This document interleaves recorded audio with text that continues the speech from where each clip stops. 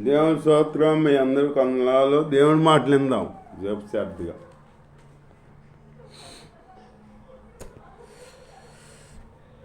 న్యాయమును బట్టి ఆయన తీర్పు తీర్చును. యెహోవా న్యాయాన్ని బట్టి తీర్పు తీర్తాడనమాట.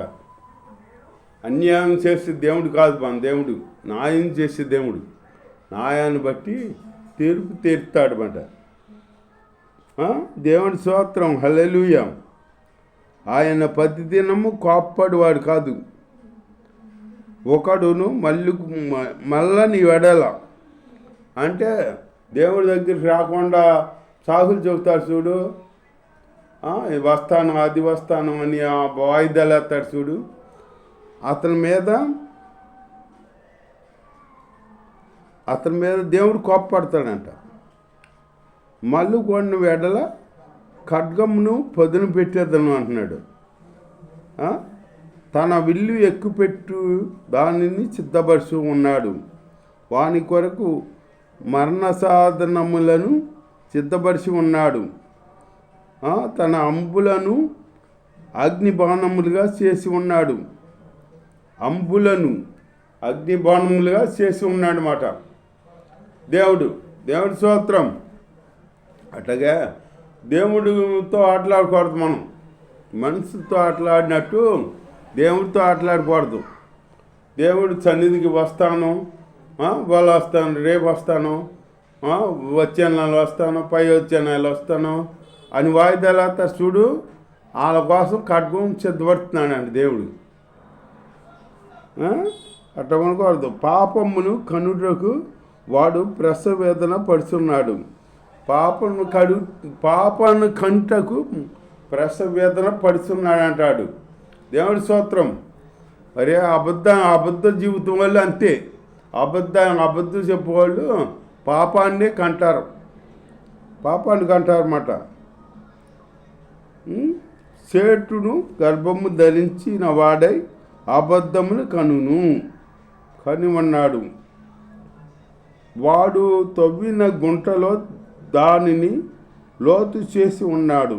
తాను తవ్విన గుంటలో తానే పడిపోయాను. తాను తవ్విన గుంటలో తానే పడిపోయాడంట.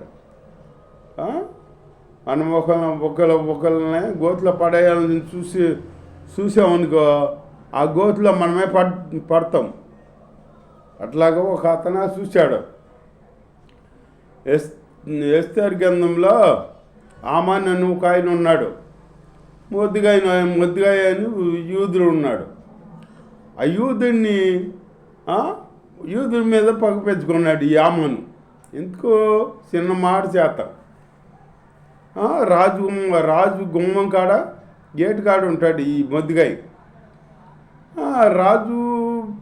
రాజు మంత్రి మాట ఎవలా ఆమానికి అందరూ నమస్కారం చేశారు. వస్తే ఈ మొద్దుగాయ నమస్కారం చేయలే. అది నమస్కారం చేయలేదని నాకు నమస్కారం చేయడా, ఈ మొద్దుగాయని ఉంచకూడదు, చంపేయాలంటున్నాడు. ఏంటి చంపేద్దామంటే ఆటలుగా ఉందేంటో అందరికీ చంపేయాలంట. అందరూ అంతే. ఇప్పుడు బైబిల్లో ఏబేలు కయ్యను ఉన్నారు. ఇద్దరు తీసుకెళ్ళారు దేవుడికి అర్పణలు. అర్పణ దేవుడు శ్రేష్టమైన అర్పణ ఆలకిస్తాడు. కానీ మనం వేసదారితో అర్పిస్తే అది ఆలకిస్తాడా దేవుడికి తెలదా? దేవుడు ఉదయంతరంగాలు ఎరిగిన దేవుడు. ఏబేలు బలి అర్పించాడు. చక్కగా శ్రేష్టమైన బలి తెచ్చి అర్పిస్తే ఏబేలు బలి అంగీకరించాడు దేవుడు. కయ్యను బలి అంగీకరించలా. కయ్యను ఏం యాస్తారంగా తెచ్చాడనమాట. మనసును చూడాలని తెచ్చాడు, కానుకను తెచ్చాడు. కానీ దేవుడికి మనసారా అర్పించకపోతే ఏబేలు బలి అర్పణ అంగీకరిస్తే దేవుడు ఈ కయ్యను పోనీ ఏమనుకోవాలి, నా బలి అంగీకరించకపోయినా నా తమ్ముడు బలి అంగీకరించాడులే దేవుడు అని అనుకోవాలా? అనుకోవాలా. అంతే నా నా నా బలి అంగీకరించకుండా నా తమ్ముడు బలి అంగీకరించాడండి ఆ దేవుడు. ఇట్ట కాదు, నా తమ్ముడు ఉంటే నాకు పేరు రాదు, నన్ను ఎవరు లెక్క చేయరు అని చెప్పేసి చంపేయాలనుకున్నాడు. తమ్ముడిని చంపేయాలనుకున్నాడు మాట. అట్లాంటి వాళ్ళు ఉంటారు. చిన్న మాట గురించి చంపేయాలి. చంపేతమంటే ఏంటో మీ మాటలుగా ఉంది. పుట్టినవాడు దేవుడు, చంపుతూ నరుడు ఎందుకు చంపాలి? నరుడికి ఏం హక్కు ఉందే? చంపేయాలనుకుంటే ఈ మొద్దుగైనా కాదు, మొద్దుగాయ జాతి వాళ్ళందరూ చంపేయాలి. రాజుకు చెప్పించి ఎట్లా కొట్టి రాజు ముద్ర ఉంగరం పందుకుని చంపించేయాలనుకున్నాడు యామాను. అనుకుంటే ఈ ప్రార్థన చేసి అట్లా కొట్టి ప్రార్థన చేసి వేసేయగా ఇస్తారని ప్రార్థన చేయగా అది దేవుడు కృప కలిగి రాజు దయచూపాడనమాట. చూపేటప్పటికి యామాన్ ఏం చేశాడు? మొద్దుగాయని చంపేయాలని చూశాడు. మొద్దుగాయని చంపేయాలి, మొద్దుగాయని ఉరి తీపించాలి అని చెప్పి ఉరితాడు సిద్ధపరిచాడు అనమాట. దేవుడి స్తోత్రం. ఉరితాడు సిద్ధపరిచేటప్పటికి ఆ ఉరితాడు మీద ఈ రాజే ఆర్జించాడనమాట. ఆ ఉరితాడు ఆమానికే సిద్ధపడింది. అది ఆయన తాడు ఆయనకే చచ్చిపోతాకి సిద్ధమయ్యాడు అనమాట. ఆ ఉరి మీద ఆయనే చచ్చిపోయాడు. మొద్దుగాయకేం అవలా. అట్లాగే ఎవరు తీసిన గోతులో వాళ్ళే పడతారంటే ఇదే మరి అనుకొనకూడదు. పగలో కాపెండాలో ఇవి ఉండి వాళ్ళు నాకు అడ్డంగా ఉన్నారు, వీళ్ళు నాకు అడ్డంగా ఉన్నారు, వాళ్ళని తొలగించాలి, వీళ్ళని తొలగించాలి, వాళ్ళని తీసేయాలి, వీళ్ళు తీసేయాలి అంటారు. అట్లాంటి బుద్ధులు ఉండకూడదు మనకి.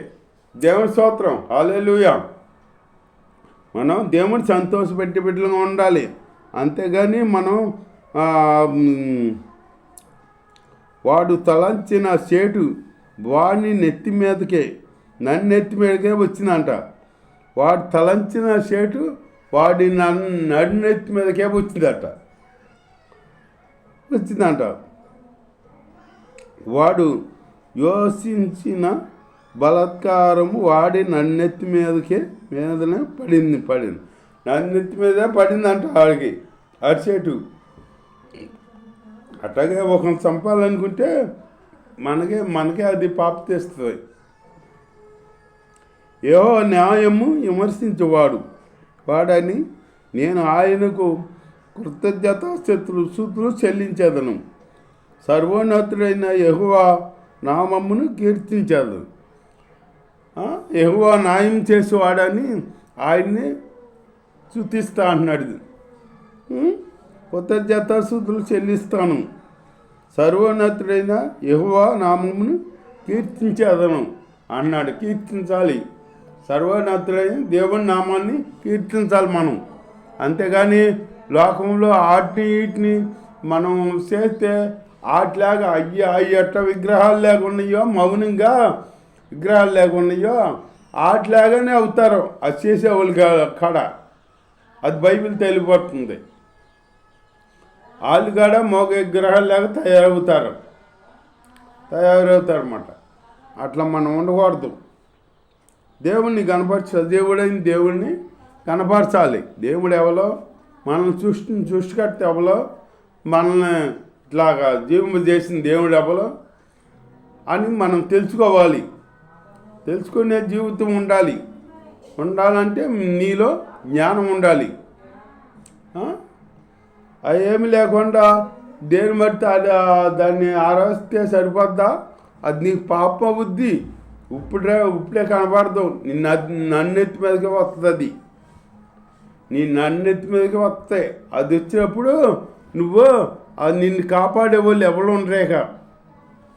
ఎవరుంటారా? సృష్టికర్తకి వ్యతిరేకంగా ఉన్నావు కదా, నువ్వు పాపం చేసావు కదా. ఆ విగ్రహాలు నిన్ను రక్షిస్తాయా? రక్షించవు. విగ్రహాలు ఏదైనా పెడితే తిని ఆరకెత్తి కానీ అంతే, నిన్ను రక్షించవయ్యి. దేవుని స్తోత్రం. సజీవుడైన దేవుడే నిన్ను రక్షించాలి. యెహోవా మా ప్రభువా, ఆకాశములలో నీ మహిమను కనపరచువాడా, భూమి అదంతటా నీ నామము ఎంతో ప్రభావము గలది. ఆకాశంలో నీ మహిమను కనపరచువాడా అంటున్నాడు అన్నమాట. భూలోకమంతటా నీ నామము ఎంతో ప్రభావము గలది అంటున్నాడు భక్తుడు. దేవుడి స్తోత్రం, హల్లెలూయా. ప్రభావం గలదే యేసయ్య నామం. దేవుడి స్తోత్రం, హల్లెలూయా. శత్రువులను పగ తీర్చుకుని వాని మాన్పించుటకై నా విరోధులను బట్టి బాలురేకయో సంటిపిల్ల ఎక్కయో శృతుల మూలమైన నీవు ఒక దుర్గమును స్థాపించి ఉన్నావు. నీవు శృతులు మనం అర్పిస్తే ఆ శృతులు దుర్గం కింద మారుతుందన్నమాట. ఆ శృతులే దుర్గం. శృతులు అర్పించాలి దేవుడికి. మనం నిత్యం శృతులు అర్పిస్తే చాలు. శృతులు అర్పిస్తే దేవుని అందు భయభక్తులు కలిగి మనం ఉండాలి. అంతేగాని దేవుని శృతించుకుంటాం ఉండాలి. అంతేగాని వాళ్ళని చంపుతాం, వీళ్ళని చంపుతాం, వాళ్ళ మీద పాలు తీసుకుంటాం, వీళ్ళ మీద పాలు తీసుకుంటాం, ఇవన్నీ వ్యర్థమైన మాటలు. అట్లా అనుకుంటాం, అవి మన మీదకే వస్తాయి. చివరికి మన మీదకి వస్తాయి. దేవుడి స్తోత్రం. నీ చేతి పని అయిన నీ ఆకాశములను నీవు కలగజేసిన చంద్ర నక్షత్రములు నేను చూడగా, నీవు మనుషుని జ్ఞాపకము చేసుకుంటకు వాడేపాటి వాడు అంటే నీవు సూర్యచంద్ర నక్షత్రాలను కలగజేసావు కదా. అన్నింటిని కలగజేసిన దేవుడు నీవు మనుషుల్ని జ్ఞాపకం చేసుకుంటాం. వాడు ఏ బాటు వాడు అంటున్నాడు మాట. మరి మనం ఏ బాటు వాళ్ళం? మనం ఎందుకు పనికిరాడం? కాకపోతే దేవుడు మనల్ని ఎంతగానో ప్రేమించాడు కాబట్టి మనల్ని రక్షించాడు. చీకట్లో ఉన్న మనల్ని రక్షించి ఆయన వెలుగులో నడిపిస్తున్నాడు అన్నమాట. యథార్థంగా నడమని చెప్పాడన్నమాట. అట్లా మనం నడుచుకోవాలి. నడుచుకునే బిడ్డలుగా ఉండాలి. నీవు నరపుత్రుని దర్శించుటకు వాడేపాటి వాడు దేవతల కంటే వాడిని కొంచెము తక్కువగా చేసి ఉన్నాము. దేవతల కంటే మనల్ని కొంచెం తక్కువగా చేసి ఉన్నాడంట. ఎంత గొప్ప దాన్ని ఇచ్చాడు మనకి దేవుడు. దేవదూతలతో పాటు దేవదూతల కంటే కొద్దిగా స్థానమే మనం తక్కువ అంతరోధన చేశాడనమాట. దేవుని గణపరిచే బిడ్డలుగా ఉండాలి. మహిమ ప్రభావములతో వారికి కిరీటము ధరింపజేసి ఉన్నావు. నీ చేతి పనుల మీద వానికి అధికారం ఇచ్చి ఉన్నావు. నీ చేతి పనుల మీద, దేవుడి చేతి పనుల మీద మనకు అధికారం ఇచ్చి ఉన్నాడు దేవుడు. అంత గొప్ప దేవుడు మనల్ని ఎంతగానో ప్రేమించాడు మాట. గొర్రెలన్నిటినీ, ఎడ్లన్నిటినీ, అడవి మృగములను, ఆకాశ పక్షులను, సముద్ర మత్స్యములను, సముద్ర మార్గములలో సంచరించు వాటన్నిటినీ వాని పాదముల కింద నీవు ఉంచి ఉన్నావు. అన్నిటిని మన పాదాల కింద ఉంచి ఉన్నాడంట. మన పాదాల కింద ఎంత ధరించాడు దేవుడు మనకి. ఆ దేవుని మనం పోగొట్టుకోకూడదు. ఆ దేవుణ్ణి గణపరుచుకుంటూ ఆయనలో జీవించాలన్నమాట. ఆయన్ని స్తుతించుకోవాలి నిత్యం. అట్లాంటి జీవితం కలిగి ఉండాలన్నమాట. భూమి అదంతటా నీ నామం ఎంత ప్రభావము గలది. భూమి అదంతటా నీ నామం ఎంత ప్రభావము గలది అంటున్నాడు భక్తుడు. నా పూర్ణ ఉదయంతో నేను యెహోవాను స్తుతించేదను. నా పూర్ణ ఉదయంతో నేను యెహోవాను స్తుతించేదను అంటున్నాడు దేవుడు భక్తుడు. యెహోవా నీ అద్భుత కార్యములన్నిటినీ నేను వివరించేదను. నీ అద్భుత కార్యములన్నిటినీ నేను వివరించేదను అంటున్నాడు భక్తుడు. వివరించాలి. మహోన్నతుడా, నేను నిన్ను గూర్చి సంతోషించి హర్షించున్నాడంట. నీ నామమును కీర్తించేదను. నీ పక్షమున వ్యాజ్యమాడి నాకు న్యాయము తీర్చుము. నీవు సింహాసనాసీనుడిపై న్యాయమును బట్టి తీర్పు తీర్చుము. సింహాసనాసీనుపై న్యాయం బట్టి తీర్పు తీర్చమంటున్నాడు అన్నమాట. అట్లాగే దేవుడు అందు మనం భయభక్తులు కలిగి ఆయన తీర్పు పొందుకుని ఆయనలో నెమ్మదిగా జీవిద్దాం. దేవుడి వాక్యం దీవించుగా.